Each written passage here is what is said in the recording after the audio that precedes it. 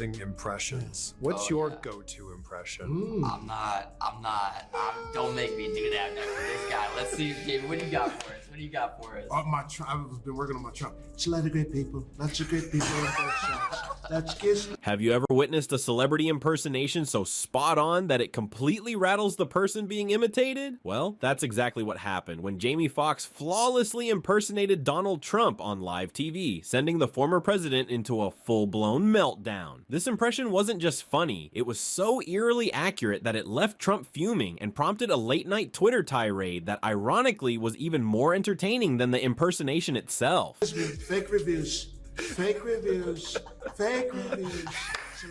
Is yours just doing the De Niro face? Oh! Yo, you feel! Right. Oh! Yo! Oh! Trump has always had a reputation for being sensitive about how he's portrayed in the media, and when it comes to comedy, his patience is even thinner. Over the years, various comedians have taken their shot at impersonating him, but Foxx's performance stood out in a way that none of the others did. This wasn't just about mimicking his voice. Foxx took it a step further. It was a total transformation. From the dramatic hand gestures to the squinting eyes and the never-ending rambling speech patterns, Foxx nailed every little quirk that defines Trump's public persona. But it was true. It was like the one thing that you look at what happened with politics this year, people sort of stripped away a lot of things. You know what I'm saying? Regardless of what you believed in,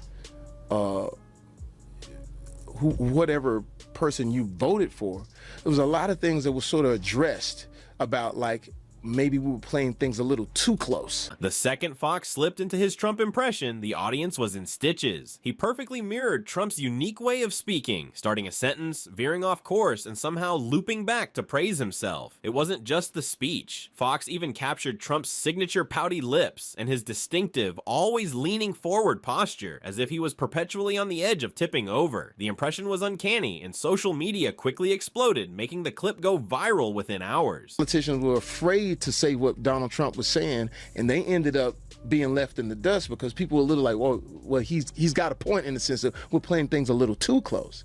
So when you look at that as a comedian, it's like, wow, you know, that was good for me, and that was good for me in a certain way. Of first of all, but while millions were laughing, one person was not amused: Donald Trump himself. In the early hours of the morning, Trump took to Twitter, and what followed was a furious, typo-filled rant. His posts were a spectacle in themselves, laced with bizarre accusations. He labeled Foxx low energy, a term that felt a little ironic coming from the same guy who had once coined the phrase, "You're fired," on a reality show. Trump's tweets piled up quickly, and it became clear that Foxx's impression had struck a nerve. Trump's anger intensified as he tweeted about the identity theft of his persona, an accusation so over the top it only made his response more absurd. Too, it's like it does say, are we becoming too fragile when it comes to our race, like black folk? Like I say, yeah, some people are racist and some people are perceptionists.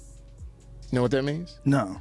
The perception is, okay, the perception in America was the white man, Donald Trump, can be president. The woman can't do it. Perception. And just like that, Foxx's impression became an international sensation. News outlets picked up the story, and late-night hosts jumped in to poke fun at Trump's reaction. Stephen Colbert, Jimmy Kimmel, and others couldn't resist adding their own takes, further fueling the viral wildfire. What started as a simple comedy bit had now snowballed into a cultural event. Foxx's Trump impression didn't just highlight the former president's quirks. It was a clear demonstration of the power of comedy in shaping political narratives. Remember when Alec Baldwin's portrayal of Trump on Saturday Night Live got under his skin? Foxx managed to hit a similar chord, if not a more effective one. Donald Trump, that you're racist. I don't think everybody's racist, because that was a big thing. Sometimes it's perception. I'll make it clear. Okay. I do a joke in front of all black people, and I said, black people are very interesting people because we deal with racism and perceptionism. I said, because we're very nervous flyers. The real gold, though, wasn't just in Foxx's performance. It was in Trump's reaction. Instead of letting it slide, Trump practically elevated the moment into a national debate. His refusal to laugh at himself became the punchline, reinforcing the very traits Foxx had parodied. It was the perfect example of how someone can unintentionally make a joke funnier just by reacting exactly how the joke predicts they would. On planes, first thing we do when we get on the plane, we see who's flying this motherfucker. We look in the cockpit. If we look and see a black guy, we will stop and go, hey, how long you been flying, bro? You got your hours with you? And it was the perception. And don't let a woman sit next to him, oh, shit, we good? It could be a bright, sunny day. It's like, how's the weather? But Trump didn't stop with just Fox. His social media rants quickly expanded to include the media, late-night TV shows, and even his own supporters who found the impression hilarious. His outrage spiraled into wild conspiracy theories, claiming that Hollywood had conspired to make him look bad. In reality, all Fox had done was hold up a mirror, and Trump didn't like what he saw. You hit a bump, bump. My brother, we straight? Same situation, you go in the cockpit, you see that white guy with that salt and pepper hair and those aviators and that forearm hair like this, and it's storming outside. Shit, fly this shit through a hurricane. So it's the perception that we have to talk about sometimes. The more Trump tried to control the narrative, the more it slipped away. Fox's impression had taken on a life of its own. Memes flooded the internet, and even conservative outlets couldn't help but acknowledge the brilliance of it. The impression had done something rare in today's political climate. It united people in laughter, regardless of their political views. Sense. Yeah, you know, there's definitely that.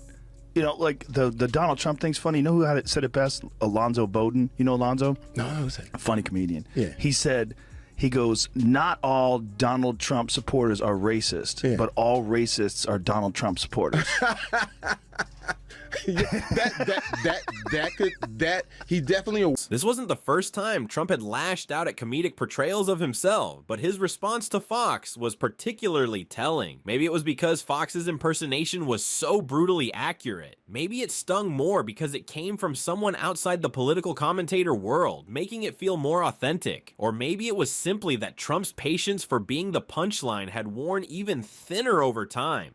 Fox, on the other hand, seemed unbothered by Trump's outrage. If anything, the former president's furious response only validated how perfect the impression was. Fox didn't need to say anything. Trump's meltdown did all the work for him. The internet took care of the rest, turning the whole situation into one of the most talked about viral moments of the year. But I will say this, like I said, the perception gets us all too. Yeah. You know, because like my daughter, it was interesting. My oldest daughter, like when the election happened and when, you know, the results came in, Dad, I'm so mad, I can't take it. I said, well, we're gonna go march. I said, well, did y'all vote? Not all of us, but, you know. I said, well, you know, you got to get out there because their perception was she had it in the bag. Right. You know what I'm saying? So you got to get out there. Soon enough, other comedians began jumping in, adding their own spins on Fox's impression. Jimmy Fallon even tried impersonating Fox impersonating Trump, creating a multi-layered comedy moment. If there's one thing to take away from all of this, it's that comedy remains one of the most powerful tools in political commentary. Fox didn't just do a perfect Trump impression, he created a moment that will be replayed, dissected, and talked about for years to come. In doing so, he reminded us that sometimes the funniest jokes aren't just funny, they reveal deeper truths about the world we live in. So what do you think? Was Fox's impression the best Trump impersonation ever? Let us know in the comments below, and don't forget to like, share, and subscribe for more content like this. Your support helps us keep bringing you the most entertaining takes on the biggest moments in politics and pop culture.